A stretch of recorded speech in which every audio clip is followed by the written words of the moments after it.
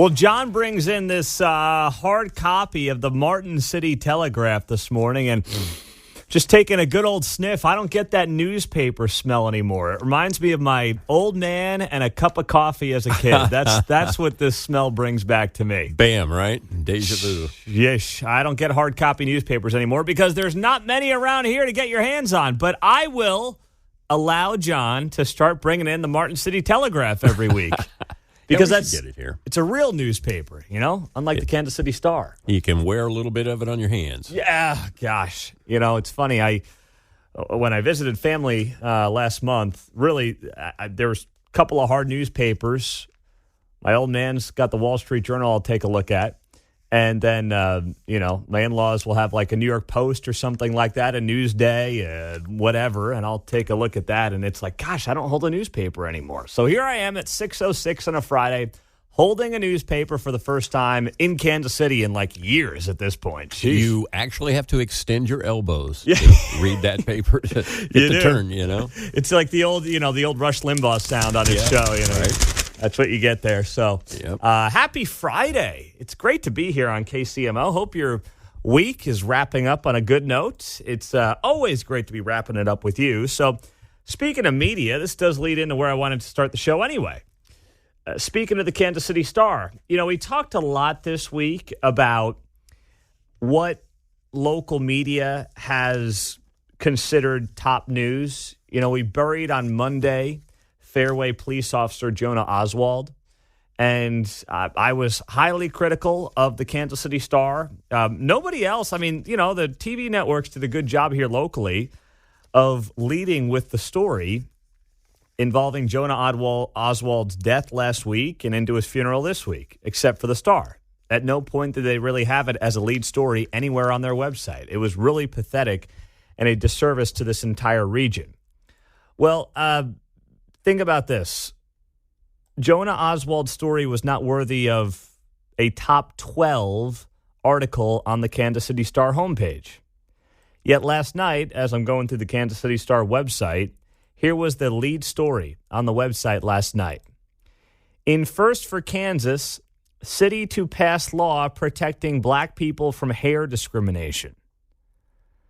That was the number one story last night on the Kansas City Star website. The city of Lawrence moving forward with local legislation to protect black people and others from racial discrimination based on hair type and texture. Okay. Of course, no one has examples of people getting fired over their hair in Lawrence or anywhere in Kansas for that matter. But hey, don't let that get in the way of a good woke piece of legislation that makes it look like you're protecting somebody from something that doesn't actually exist. So in a week when the Kansas City Star does not even bother having a lead story about the death of a police officer 5 minutes down the road, they did think it was very important to make sure that a lead story last night on the website involved a piece of legislation out of Lawrence that protected people from racial discrimination based on hair type and texture. Wow. Okay. What about rights for deadheads? Yeah. Right? Yeah. Let that stuff go. It gets into dreads. Yeah. Are you saying that from experience? I am not. I don't think I could do that. My hair's kind of too straight. Yeah. It makes two of us. I couldn't stand that if I'm washing it. No, me neither. No interest. No, thank you. But yeah, I don't know. That's not something I'm willing to go down the road of and really figure out. All I know is that when it comes to the Star and what they find to be an important piece of news this week, apparently that is far more important than the passing of a police officer in this community. It's really embarrassing. Now, on another note, something else that they found apparently very important, and this story is important. The Marion, Kansas record police raid from a week ago today. The newspaper down there in Marion, Kansas, it's gotten actually national attention because the cops in town raided the newspaper. Now, we're still waiting for everything to come out. We're waiting to figure out what exactly comes out of that story. A lot of people want to draw their own conclusions because it fits their narrative. But the Star and its executive editor had this big editorial that was put out yesterday reading, Kansas newspaper raid proves the fight to save local journalism is real. Please join us. So they used the Marion County Record raid to beg you to become a subscriber of the Kansas City Star, is essentially what they do. And they have their executive editor put together this whole piece on all the great work that they've done and all the important things that they've done and all the stories that they've covered. And that is why you should subscribe to the Kansas City Star. And they link to all the pieces they've written this week about how the Marion County Record got hosed by local police in that raid last week. And that may very well be true. I mean, it certainly doesn't look good. It stinks to high heaven that you've got local cops who the newspaper was reportedly investigating, especially the police chief, a guy who comes from KCPD. You've got the newspaper who is doing some digging on the new police chief, and then said police chief raids the newspaper. Now, I think there's more to it than that, but on its surface, that obviously reeks.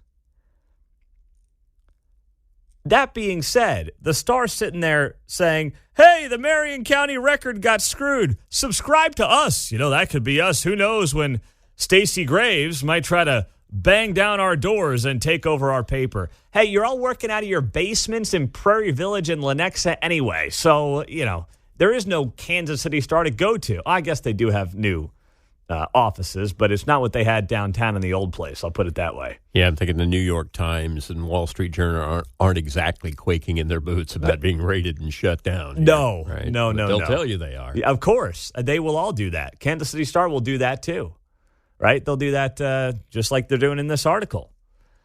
So one of the lead stories outside of like the news stories of this week, one of the lead stories this week that we've talked about that nobody else in this town has covered is how media has handled some of these top stories. And we know that they continue to embarrass themselves on a fairly regular basis, heck, a daily basis for that matter. But this week, with some of these local stories and what they covered and what they did not cover, as I've often said, what does not get covered in media tells you their agenda as much as anything else. And when the 4 local TV stations, including Woke 41 Action News, who I give a lot of credit to, they did some great reporting this week with the passing of Jonah Oswald. So I may have to drop the Woke 41 moniker for at least a couple of weeks. When everyone's doing the right thing and covering the top stories this week and covering it responsibly, and the Kansas City Star is the lone wolf who is not, yet they wrap up their week bragging about their local journalism and how it's time to support them, I would tell them to pound sand. And that's the most PC, FCC compliant thing I can say. Because what I really want to say will get me in trouble. 913-408-7710. Happy Friday morning. It is good to be here on KCMO Talk Radio. Well, President Trump has a message to the other Republican candidates. We're 5 days out from the first debate in Milwaukee next Wednesday night. It doesn't look like Trump's going to be there, but he's got a message for the other candidates. He put it up on social media last night. We've got the audio of that message next. Well, the Trumpster's got a message. He's got a message for the other Republican candidates. And that message is get out. Daddy's got a big lead. Take your ball and go home. Great polls just out. Leading by 40, 50, and even 60 points. Who expected that? I did. Iowa, New Hampshire, South Carolina, all very strong, but also leading Biden very big. DeSanctimonious is crashing. Perhaps the party should come together. People should drop out of the race. We unify, and we beat Biden and the Democrats. They should be easy to beat because our country has never been in worse condition than it is right now. Thank you. By the way, I think I'm going to walk around my house with a recorder, and just every time something happens with my wife or kids, I'm just going to play this. Who expected that? I did. Who saw that coming? I saw it from a mile What a great away. dad quote. That Milk on the floor. yeah. Who saw that? Who let Claire, or Chloe, I guess. Claire does a pretty good job now at 4 years old. Who let Chloe carry around a cup of water without a top and then allowed it to spill all over the rug? I saw that coming from a mile away. Who expected that? I did. I'm just going to have that on loop right on my phone. It's going to be right on my home screen on the iPhone. And I can just walk around the house and play that. Don't do that. Don't. I told you to. You're going to keep wrestling. Like, I've got a 4 and a 2-year-old girl, and they act like boys in the sense that they just, like, wrestle each other now sometimes. Maybe all kids do that. But I'm always like, hey, don't do that. Hey, one of you is going to kick the other one in the head. Someone's going to get their hair pulled. That's the one thing. As one of 3 boys, we never, dealt with hair pulling. This is a whole new world for me. So one of you is going to get your hair stepped on, and you're not going to like it. And then inevitably within 2 minutes, Dad! Who expected that? I did. Saw it coming from a mile away. I love it. That's just a great drop. Oh, geez. So anyway, on a more serious note with what Trump said there, he wants everybody else to drop out of the race. And I find it interesting because if Jeb Bush had said this back in August of 2015, there would have been massive uproar. Now, Jeb did not have the lead that Trump had. I understand that. But either way, Donald Trump, if you are the guy who used to be the insurgent candidate, in fairness to how you came up through the ranks, in fairness to you formerly being a guy who nobody thought could actually win the nomination, never mind win the presidency, I would think you would be extra cognizant of the fact that people are allowed to stay in a race, especially when there hasn't been a single vote cast in this 2024 election. I'm not predicting that the nominee is going to be somebody other than Trump. I mean, if you told me I had to bet the mortgage on something right now, obviously I'm betting on it being Trump. I'm not sitting here telling you it's not going to be him. It's likely to be him, for better or for worse. But for him to do this video last night and say, everyone should drop out, I don't think that's cool. I don't like that one bit. Well, that would require some introspection, right? Yes, well, true. That's and not an his inner forte. dialogue. But Yeah. I think it would be funny, a great cable special or something, to have somebody voicing Trump's inner dialogue. Oh, Can that you would imagine be the arguments he gets into with himself? that would be reality TV gold. Yeah. That would make The Apprentice look like, peanuts compared to what this show would be. You're right. That'd be the hottest show on TV. Right? Trump's Sheesh. inner dialogue. Yeah. Oh, my goodness. Oh, gosh. That would be amazing. But, I'm looking at this and I'm saying, come on, man. Geez.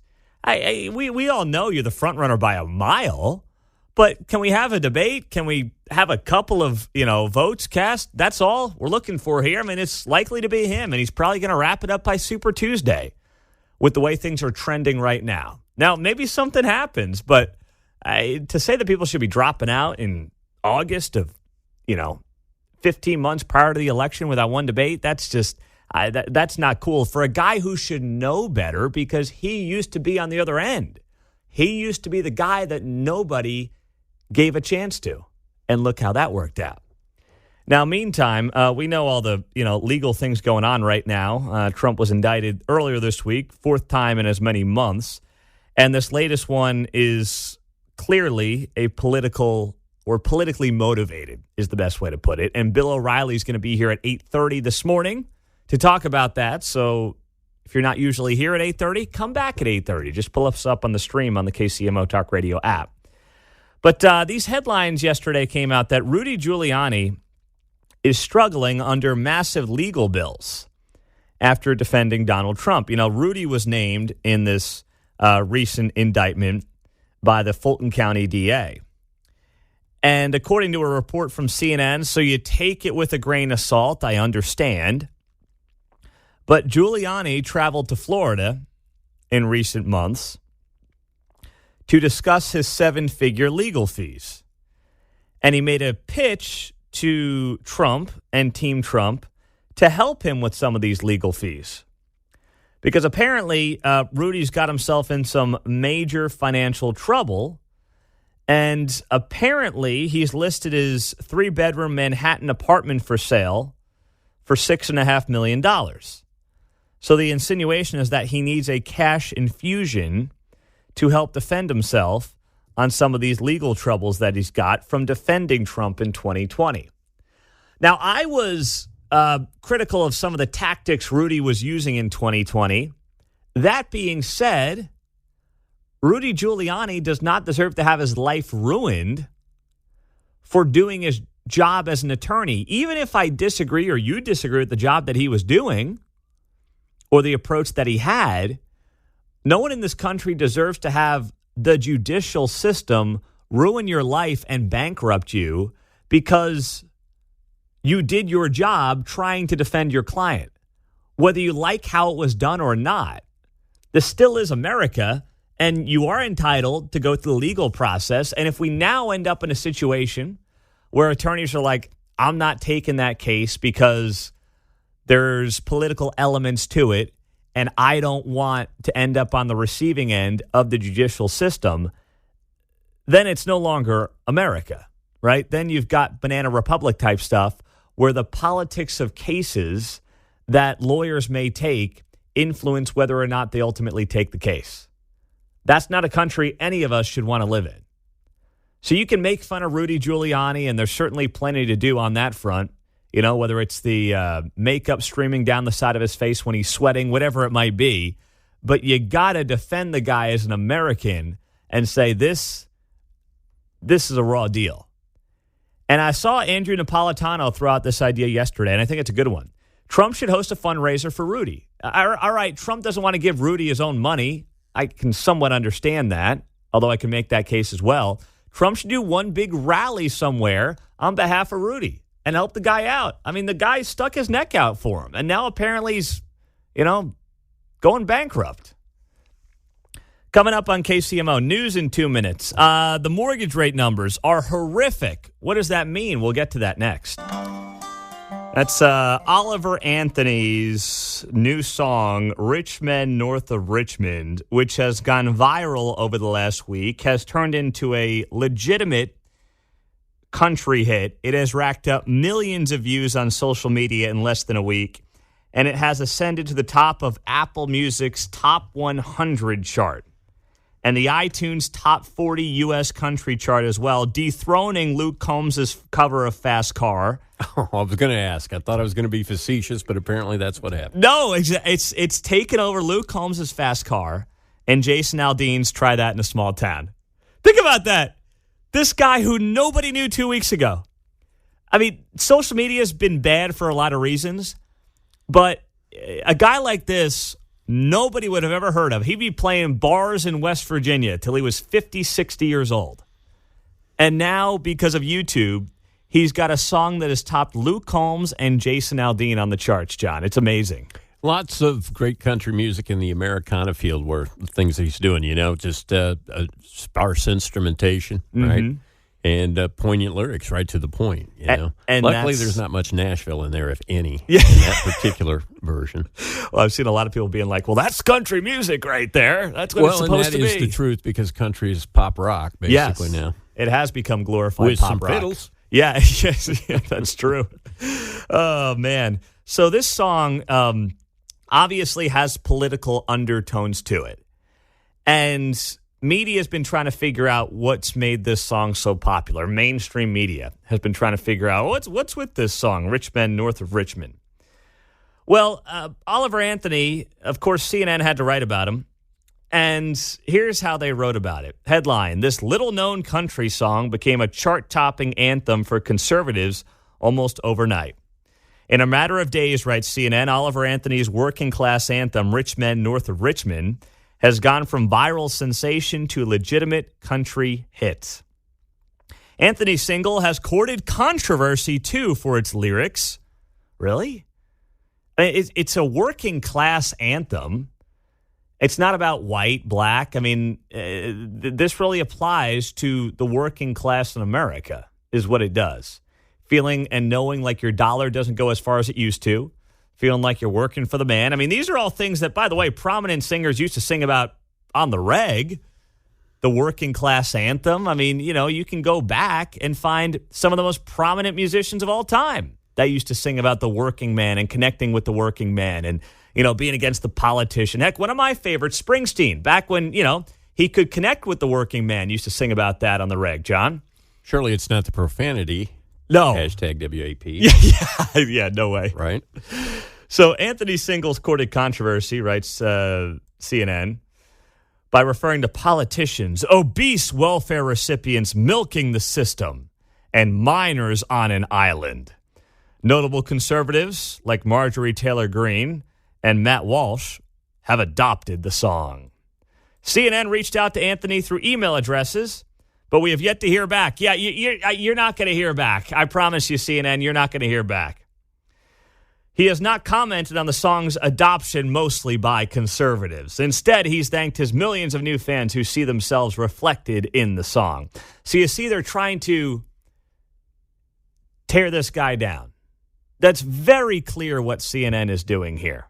Trying to tear this guy down because he's had this viral hit, this viral song that has connected with, yes, far more conservatives than liberals. But there's also a lot of people on YouTube I've seen who are Black, Latino, who have embraced this song on their YouTube channels, implying that this song is not simply about and for white conservatives in Appalachia or Middle America.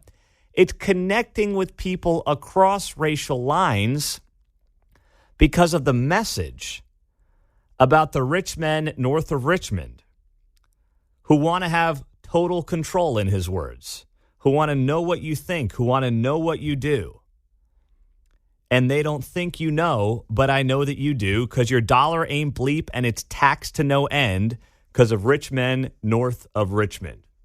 There you go. I mean, what a great song, a great anthem, and an overnight sensation. America at its finest with Oliver Anthony. Very well done. Coming up on KCMO Talk Radio as we approach the 7 o'clock hour. This movie is supposed to appeal to me.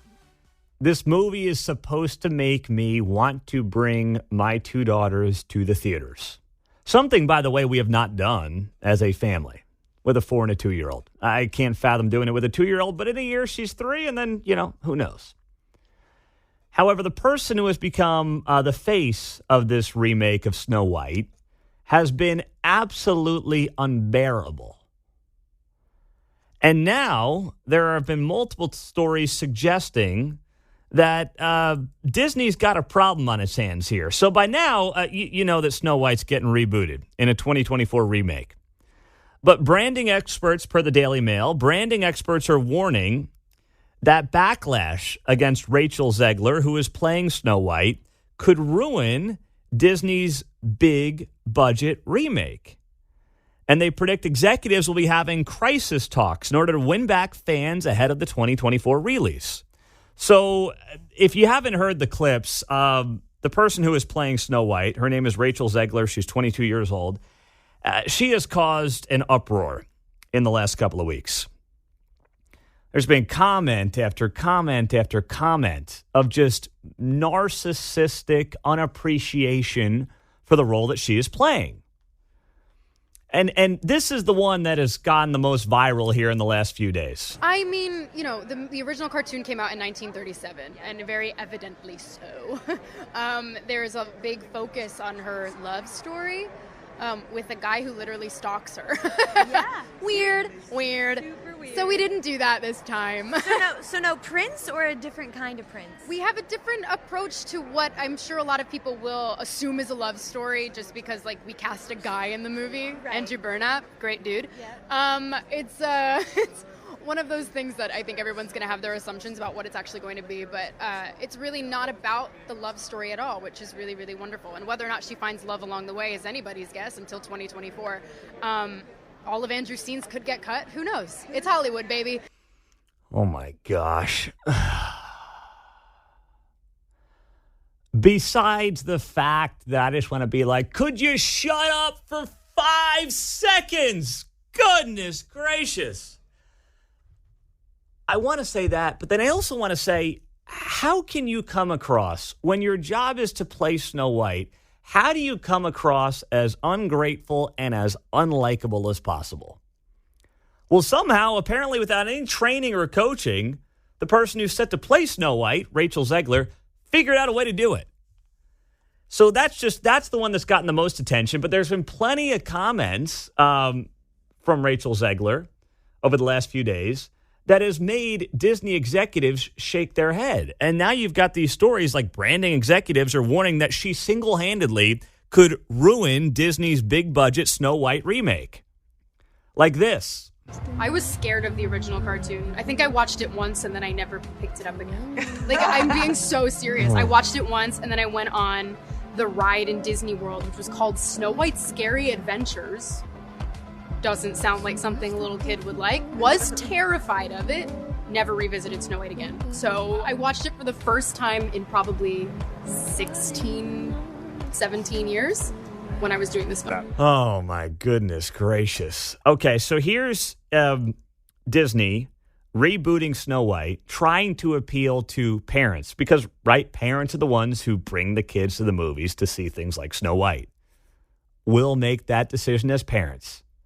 6-year-olds don't get to decide that they're going to go to the movies this weekend. That's not how it works. I know they think that's how it works, but that's not how it works. They think they run the house. They don't. And here you have somebody who continues to put themselves in the spotlight, denigrating the original Snow White, talking about how it was so scary, it was so, anti-woman, and oh gosh, this guy was stalking her. No, he was actually trying to save her, as my brief knowledge and recollection of Snow White goes. And she's trashing the whole movie that she is starring in and making a fortune off of. I mean, it's really everything we hate about Hollywood wrapped into one perfect storyline. That's what this is turning into. And, now you've got major online publications mocking what Rachel Zegler is doing to this movie. Here's the Babylon Bee. This is hysterical. Babylon Bee, headline, Prince immediately regrets waking Rachel Zegler with a kiss after she starts ranting about the patriarchy. I mean, it's perfect, John. This is the kind of stuff that's happening now online because this actress won't be quiet. And I'm not sitting here saying she shouldn't talk. Just don't be unlikable. And if you don't know that you're being unlikable, then it's the job of Disney executives who have spent millions of dollars to reboot and remake Snow White and are undoubtedly paying Rachel Zegler millions of dollars to star in Snow White. It is their job as a production company and the company that's putting on the movie to say, can you be quiet for 5 minutes? You're not helping the cause here. We want parents who are liberal, conservative, independent. We want parents to come see Snow White because it's Snow White. It's not supposed to be political. It's not supposed to be rah-rah feminism or anti-patriarchy or anything like that. It's just supposed to be Snow White. Can we get Snow White without politics? My gosh. I mean, there's so much that we can't get without a political tinge to it these days. Just ask Bud Light about that. Can we get Snow White rebooted without politics? Is that too much to ask in America in 2023? Unfortunately, I think it is. Mark, are you going to bring the girls to Snow White next year? Or are they too old now for Snow White? Would they go? Do they want to see it, you think? They'll probably be interested in it. I don't know if I'll be interested in it. Well, that'll be... Mom can bring them then, right? Potentially. All right. If she wants to. So, because my daughter, they'll be the perfect age for Snow White next year. 5 going on 6, and 3, 3's a little young to know what's going on anyway, but especially 5. That's the perfect age to get into Snow White, I feel like, as a girl. Sometimes the live action, my girls get turned off of those ones, like the new... Oh, all the reboots with the live action stuff. I could see that. So they like the originals. They're OGs. Yeah. Okay. I am too. I always prefer the originals when we break out the Disney, like Lion King. It's like, come on, give me Elton John. I love Beyonce, but come on, give me the original, please. Exactly. All right, that's good. I like hearing that. You've raised them right, Mark. Well done by you. Such a nice man. But if you think about this movie and the fact that the star is trying to politicize it, It's like, what? Do you not understand your job here? Text line and the phones, 913-408-7710, 913-408-7710. Pete, forget cutting the Prince. They should just cut her from all the scenes. Oh, that's very well. Oh, gosh. Pete sounds like a washed-up Megan Fox. I like Megan Fox. Come on. I don't know why you got to bring Megan Fox into the conversation here. Leave Megan Fox out of this, please. Leave her alone. That's not fair. I just want a world where Disney reboots don't have politics. And unfortunately, it seems like that's too much to ask because now everybody wants to politicize everything. And that's a darn shame. And ultimately, Disney's going to be the one that gets hurt by this. I mean, they're the ones who apparently are going to be having crisis interventions as they try to make sure that this Snow White remake does not become one thing about politics. It's not supposed to be. It's not meant to be. Bill O'Reilly's coming up next hour. Don't miss that on KCMO Talk Radio. Meantime, back to school costs. We got a new report on how much it is costing to get your kids back into the classrooms, and it's at an all-time high. Is this Bidenomics once again at work? Come on, man. It might be. We got the numbers next. Well, first full week for many of you, or at least partial week, of the kids being back to school, back in the classroom. And I know for many of you, you did your back to school shopping and, you got ready to take out a second mortgage when all was said and done. The numbers are astonishing when you look at some of the back to school costs that parents are racking in across the country. Here's Fox News, their report on this yesterday. Families with kids in elementary school through high school can expect to spend an average of $890 this year on back-to-school items. Jackie, that's a new record from the National Retail Federation. It's $25 higher than it was last year. All in, Americans expected to spend an unprecedented $41.5 billion this year. So we told you about the $41.5 billion last week, but now we've got it on a per-family basis. This just came out yesterday. This is according to a survey released by the National Retail Federation. $890 on back-to-school shopping for families with kids from elementary to high school. Now, compare this to the previous decade. That number is up 40% when the average family spends $635 on back-to-school supplies. College students and their families expected to spend an average of $1,367 per person. So when people say, hey, inflation's down, I don't understand. Why don't people like the economy? When they're spending things like a record amount of money on back-to-school supplies, on top of the fact that they're spending record amounts of money on groceries, on top of the fact that they're spending record amounts of money on their property taxes thanks to assessments going up, on top of the fact that airline costs, ticket prices for concerts. I mean, we work obviously with several other radio stations that do music, and we're all blown away by the cost of ticket prices for concerts. It's just unbelievable. The dollar's not going as far. So don't let people just give you these headlines. Inflation's down. It's like, I heard that on, I don't mind saying it. It was on KMBZ here in town. There was a headline that somebody read on the radio one morning. And it was after the inflation report came out at 3%. And it was like, inflation's down. Congratulations. Your dollar's going further. No, that's not how it works, geniuses. Well, the dollar's going further. It's going from here to China. So it's going physically to Ukraine. Or to Ukraine. Yeah. It's skipping over your county. Yeah. It's going farther. It's burning right through the bottom of your wallet, going to another country. That's exactly right. And then if you're buying a house, your mortgage rates, if you want to buy a car, your rates on those are skyrocketing. So beyond just inflation and things costing more every day, the big ticket items are also going to cost you more. If you need a loan on, work you're doing in the house, whatever it might be. It's all costing you more than it was. And that's why, I always respect my conversations with the mayor of Kansas City, Quentin Lucas, and we always have spirited back and forths. But yesterday, I was really struggling because the mayor was at the White House 2 days ago to talk about and celebrate the Inflation Reduction Act.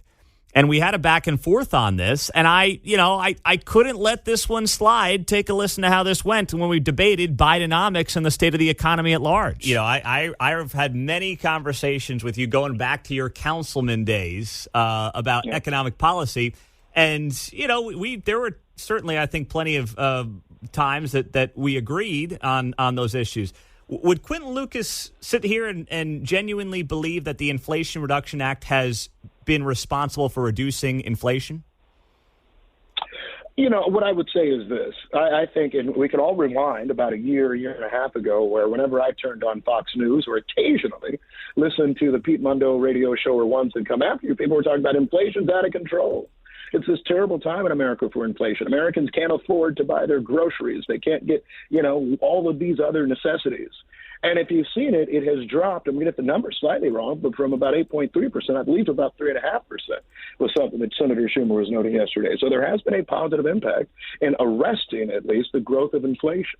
There is a debate right now as to whether that was something that was naturally occurring in the economy, but I certainly know a year ago, 18 months ago, the president was getting hit negatively for inflation seemingly going out of control. People were saying we're going back to the Jimmy Carter years.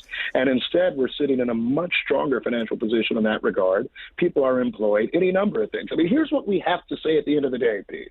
The president's doing a good job. Now, yeah. He's not doing a terrible job. He's doing a terrible job. With all due respect, he's doing a terrible job. Pete, if you don't like him for any number of reasons, it's all right. But look, he's not a young man. He's not, whatever, like all of these things. But frankly, right, inflation is no longer out of control, right? People have jobs right now. The economy is in a much surer footing than it was in 2020 at the end of the 2021 at the end of the Trump era. We're in a better place. Now, look, I love politics, and I love the politics of personality and identity and people having videos of him on a bicycle and all of that. That is really entertaining as well. That being said, I think that's what the president was recognizing today, because I do think I'm at least in a more comfortable place in 2023 than I was in 2019, let's say. And I think many other Americans would say the same. No, they wouldn't. The polls suggest that that's not true. That people don't feel like they're in a better place. I mean, give me 2019 and give me that economy, please. I give me that with a bunch of mean tweets. Please, I'll give it up. I'll take the mean tweets. Give me that economy. Now, you might say, well, unemployment's at an all-time. Yes, I understand unemployment is low. I understand the labor participation rate has not recovered, which means the amount of people, able-bodied people who should be working, getting back into the labor force. That has not happened. You're raising a family. Maybe you're not. Doesn't matter right now, working or not. You feel like your dollar's going further right now? Do you feel like everything's in a better place economically speaking than in 2019? I don't know how you could potentially justify those comments. That's why I love when the mayor comes on, because once in a while we just get to, spar a little bit and get into it, especially, I like doing it a little bit more on the local issues. But with the Biden stuff, it's always fun because it feels like a Hannity and Combs throwback or something like that, John. He attached it to the qualifier at the end of the day. We have to say he's a... Yeah, you want to say that? That's like a news dump where you dump the news on Friday. Let's say that at the end of the day. Yeah. Then go to bed and forget about it. And then we call it a day and we move on to the weekend. Yeah, there you go. That's kind of what I was trying to say. Exactly. Oh, gosh. And listen, he goes on, you heard the mayor say there, well, he's not a young man. Trust me, Joe Biden being old and, tripping over sandbags and falling up the steps at Air Force One. Yeah, that's funny stuff. And we got to have fun with it because that's what we do. But goodness gracious, for all of those funny moments, there's a lot of pain that the American people are feeling right now because of economic policies pushed early in the administration, especially like the American Rescue Plan and all these things that just dumped trillions of dollars into an economy that did not need it at the time. And now we're reaping what they sowed a couple of years back. Yeah, well, that has nothing to do with his age. No, right? no, it's Exactly. irrelevant. No, it's absolutely irrelevant to his age. I'm not critical of Joe Biden's age. It's funny when he makes mistakes because he's 80 years old, but you can't really be critical of that. The policy, I don't care how old he is, the policy stinks. The age doesn't really matter to me when all is said and done.